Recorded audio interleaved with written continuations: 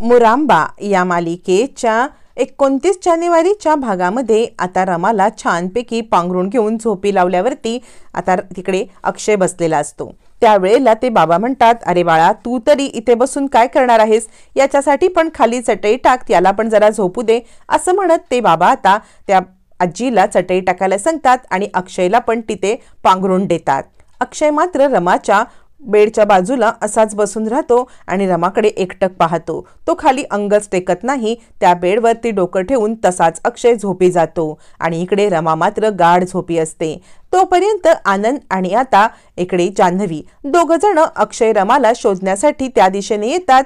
त्यांना कुठे अक्षय रमा दिसत नाही। जान्हवी म्हणते, नाही रे बेबी, इकडे नसणार आहे रमा, मला असं वाटतंय आपण ना दुसऱ्या बाजूला बघूया। दोघ जण इकडे तिकडे पाहतात पण त्यांना रमा अक्षय काही दिसत नाहीत। मग दोघ जण घरी येतात।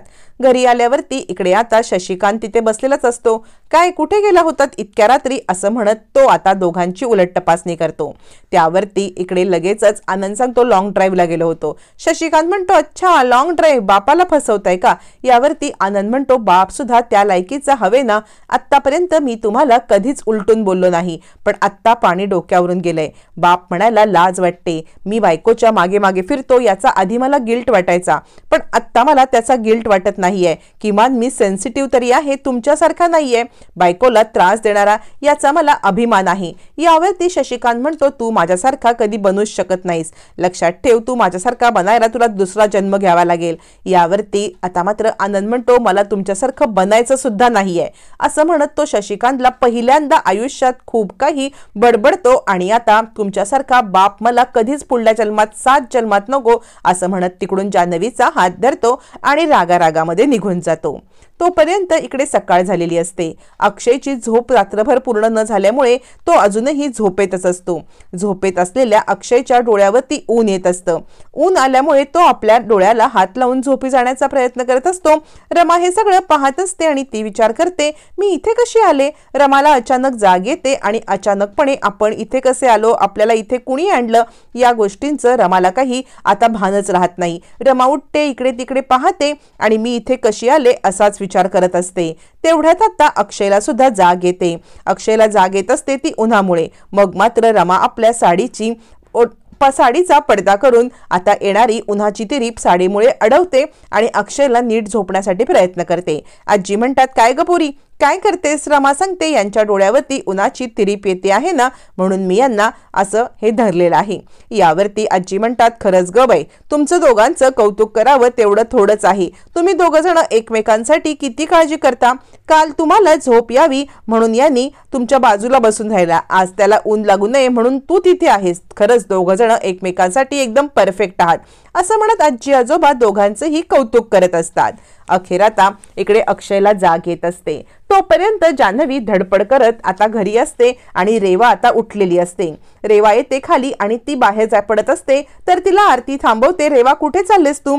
रेवा सांगते, आहे माझं थोडंसं पर्सनल काम। आरती म्हणते, मला माहितीये रेवा तू कुठे चाललेली आहेस। रेवा म्हणते, तुला काय करायचं आहे? यावरती आरती सांगते, तू अक्षय भाऊजींना शोधायला चाललेस ना? अगं त्यांनी तुझ्यासोबत इतकं वाईट वागले तरी सुद्धा तू त्यांना शोधायला चाललेस। यावरती आता इकडे रेवा सांगते, खरं सांगू का तर तो माझ्याशी कसाही वागला, माझं बाळ जरी नसलं तरी माझं त्याच्यावरचं प्रेम काही कमी होणार नाहीये। तो कुठे असेल, कसा असेल याची मला काळजी वाटते। यावरती आरती म्हणते, पण अगं तू जरा सावकाश, अजूनही तुझी तब्येत बरी नाहीये ना, पण एक काम करशील का, मला तुझ्या बाळाचे रिपोर्ट म्हणजे ते मागच्या वेळेला केलेले असते ते पाहायला देशील का? आरतीच्या मनामध्ये का कुणास ठाऊक पण शंका आलेली असते। त्यावरती रेवा म्हणते, मला आता आठवत नाहीत मी रिपोर्ट कुठे ठेवलेत। तर नंतर आरती म्हणते, काय तुझे रिपोर्ट कुठे ठेवलेले आठवत नाहीत? यावरती रेवा सांगते की नाही म्हणजे तसं नाहीये, मी ना रिपोर्ट जाळले, हा सगळा प्रकार घडला ना, मग मला कुठच्या गोष्टीमध्ये स्वारस्य वाटेन असं झालं, मग मी आरती म्हणते, काय ग, आत्ता तर तू मला म्हटली होतीस की तुला रिपोर्ट कुठे ठेवलेत आठवत नाहीत, आत्ता लगेच सांगायला लागलीस की रिपोर्ट जाळले, मला तर काही कळतच नाहीये। यावरती रेवा म्हणते, तुला काय सांगू, मला रात्री काय खाल्लं ते आठवत नाही, झोपेमध्ये मी काहीतरी बडबडत असते, माझी अवस्था ही खूप बिकट झालेली आहे, तुला काय कळणार माझ्या अवस्थेबद्दल? यावरती आरती म्हणते, अगं तुझी मनस्थिती काय आहे मला माहिती आहे, म्हणूनच तुला मी मदत करण्यासाठीच बोलते आहे ना। आणि मग आता रेवा निघून जाते। आरती विचार करते नक्की चाललंय काय, ही काहीतरी खोटं बोलते आणि अक्षय भाऊजी आणि रमा म्हणतायत तसं ही कधीच प्रेग्नेंट नव्हती आणि ही फक्त नाटकच करत होती का, काहीतरी चुकतंय असा विचार करत आरतीला पण पहिल्यांदा आता मात्र संशय आलेला असतो।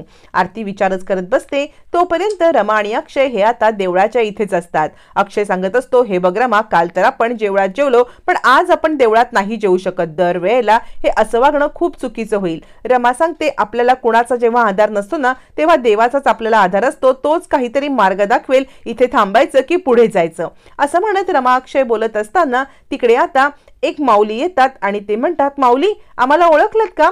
रमा म्हणते नाही आम्ही तुम्हाला ओळखलंच नाही। यावरती ते माऊली सांगतात अहो तुम्हाला आठवते का पावसाळ्याच्या वेळेला माझा बोट कापला होता तेव्हा तुम्ही माझ्या गाड्यावरती आला होतात आणि मला मदत केलीत, माझे वडापावची गाडी चालू केलीत, तुम्हाला माहितीये का त्यानंतर माझ्या गाडीची इतकी भरभराट झाली ना की मी चिंचवडला मी बऱ्याच ठिकाणी 4 ते 5 गाड्या टाकल्यात, हे सगळं तुमच्या आशीर्वादामुळे। मी देवळात चाललो होतो पण मला माझा देव तर इथेच भेटला असं म्हणत आता मात्र इकडे त्या माणसाने आठवण करून देत रमा अक्षयला की तुम्ही माझ्या गाडीवरती वडापाव बनवलेला सांगतात, त्यांना एक हातात पेरू देतो आणि म्हणतो हे आपल्या बागेतले गोड गोड पेरू आहेत, सकाळी सकाळी फळं खाल्ली ना की खूप छान वाटतं, पण तुम्ही दोघं जण इथे काय करत आहात? रमा सांगते खरं तर आम्हाला ना घर नाहीये, आम्हाला कामाची गरज आहे, तुमच्याकडे काही काम मिळू शकेल का?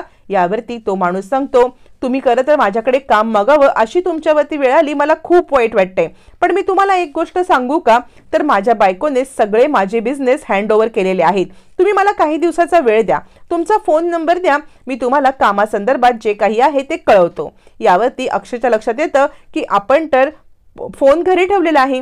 मग अक्षय म्हणतो माऊली आमच्याकडे काही फोन वगैरे नाहीये, तुमचा नंबर द्या मी तुम्हाला कॉल करेन। मग तो माणूस आता मात्र फोन नंबर देतो, अक्षय तो नंबर जपून ठेवतो आणि कधी कॉल करू विचारतो। यावर तो माणूस सांगतो 4 दिवसांनी मला कॉल करा, तोपर्यंत मी तुम्हाला काय ते समजावून सांगतो आणि माझा देव मला इथेच भेटला, माऊली येतो असं म्हणत अक्षय रमाला नमस्कार करून तो आता पुन्हा एकदा निघतो। अक्षय म्हणतो रमा अगं काय होतं हे सगळं? यावरती रमा म्हणते ही आपली पुंजी आहे। अक्षय म्हणतो म्हणजे? रमा सांगते आपण बाकी काही कमवलं नाही तरी माणसांची पुंजी खूप कमवून ठेवलेली आहे, जी माणसं अशा वेळेला आपल्याला उपयोगाला येतात, तुम्हाला समजते का? या माणसाला भगवंतानेच पाठवले आणि काहीतरी तो आपल्याला मदत नक्कीच करेल असं म्हणत आता रमा अक्षय त्या माणसाकडे काहीतरी काम मागत त्याचा आता फोन येण्याची वाट पाहत असतात। अक्षय म्हणतो तुझ्याशिवाय मी कसा काय सर्व्हाइव्ह करू शकलो असतो, मला खरंच माहित नाही रमा। तोपर्यंत रेवाई ते अक्षय रमाला शोधण्यासाठी बाहेर पडलेली असते, पण तिला इकडे तिकडे कुठेच पाहता अक्षय रमा काही दिसत नसतात। तोपर्यंत अक्षय रमाला त्यांच्याच कंपनीतला वॉचमन दिसतो। वॉचमन दिसल्यावरती अक्षय रमा त्याच्या इथे बोलत बोलत थांबतात। त्यावेळेला वॉचमन म्हणतो साहेब तुम्ही इकडे कुठे? यावरती अक्षय सांगतो काही नाही, आम्हाला घरातून बाहेर काढले, आता आम्ही मालक वगैरे काही नाहीये, तू मला मालक बोलू नकोस। यावरती वॉचमन म्हणतो असं कसं, तुम्ही माझ्यासाठी इतकं काही केलं आणि असं नातं संपतं होय, आता तुम्ही राहायला कुठे? रमा सांगते दादा आमच्याकडे राहायला घर नाहीये। यावरती लगेचच तो वॉचमन म्हणतो एक काम करूया का, आमच्या इथे ना म्हणजे माझी खोली आहे खरी, पण माझ्या खोलीमध्ये तसं काही तिसऱ्या माणसाला जागा नाहीये, तर मला असं वाटतंय मी तुम्हाला एक गोष्ट सांगू शकतो, तुम्ही ना एक तिथे चाळीत रूम भाड्याने घ्या आणि तिथे राहा ना, भाडं मात्र तुम्हाला द्यावं लागेल। रमा सांगते ठीक आहे दादा आम्हाला खरं तर राहण्यासाठी रूमच हवी आहे। मग तो माणूस म्हणतो मी तुमची राहण्याची सोय करतो आणि तुम्ही मात्र भाडं भरा। अक्षय रमाला म्हणत असतो काय ग रमा हे सगळं कसं शक्य होणार, म्हणजे आता भाडं वगैरे भरणं आपल्याला? त्यावरती रमा म्हणते भगवंताने हे सगळी मार्ग दाखवलाय ना, तर तो सुद्धा मार्ग आपल्याला भगवंतच दाखवेल, तुम्ही नका चिंता करू असं म्हणत रमा अक्षयला समजवते आणि आता दोघ जण त्या माणसाचे म्हणजे वॉचमनचे आभार मानतात की तुम्ही खरंच आम्हाला खूप चांगली मदत केली। वॉचमन सुद्धा दोघांना मदत करून तिकडून निघून जातो। प्रश्न असतो तो पैशाचा, घर भाड्याने घेतलं तर भाडं, राहण्या खाण्यासाठी पैसे, पण रमा पॉझिटिव्ह असते, ती सांगत असते तुम्ही काळजी करू नका, आपल्याला देव पाठीशी आहे आणि तो नक्की मदत करेल असं म्हणत रमा आता खूप मोठा निर्णय घेते। अखेर आता वॉचमनच्या मदतीने घर भाड्याने भेटतं, घर खूप छोटंसंच असतं, राहण्याच्या अक्षयच्या लायकीचं नसतं। रमाला या सगळ्याची सवय असते। रमा सांगत असते की अजूनही श्रीमंतांच्या बंगल्यामध्ये माणुसकी शिल्लक नसली तरी सुद्धा गरिबांच्या घरामध्ये माणुसकी नक्कीच शिल्लक आहे आणि रमा घर स्थिर करते, पण त्याच वेळेला तिच्या लक्षात येतं की या सगळ्यामध्ये आता सामान आणायला पाहिजे। मग सामान आणण्यासाठी रमा जेव्हा बाहेर पडते ती सांगते ओ दादा मला थोडंसं सामान उधारीवरती द्या। त्यावेळेला आता मात्र तो माणूस म्हणतो काय सामान उधारीवरती? अहो आत्ता तर तुम्ही इथे आलात ओळख नाही पाळक आणि आलात ते सामान उधारीवरती मागायला, उधार पाधार इथे काही मिळत नाही असं म्हणत तो रमाला पाठवतो. तोपर्यंत तिकडून एक माणूस येतो आणि म्हणतो, काय रे, काय करतोयस, दे, यांना काय उधार हवे ते दे बरं. यावरती तो माणूस सांगतो, ठीक आहे, तुम्हाला मी 4 गोष्टी उधार देईन, कोणत्या हवेत ते सांगा. रमा विचार करते, आता ह्या 4 गोष्टीमध्ये जेवण होईल अशा 4 गोष्टी कशा काय घेऊ मी. रमाला खूप मोठा प्रश्नच पडतो. मग रमा आता त्याच्याकडे 4 गोष्टी कोणत्या मागवायचा ह्याचा हिशोब करायला लागते. आता या 4 गोष्टी घेऊन रमा किती दिवस घर चालवणार, या सगळ्यामध्ये अक्षय रमाला कोण मदतीला धावून येणार, रमा अक्षयला नोकरी मिळणार का, या सगळ्या प्रश्नांची उत्तरं येणाऱ्या काही भागातच कळणार आहेत.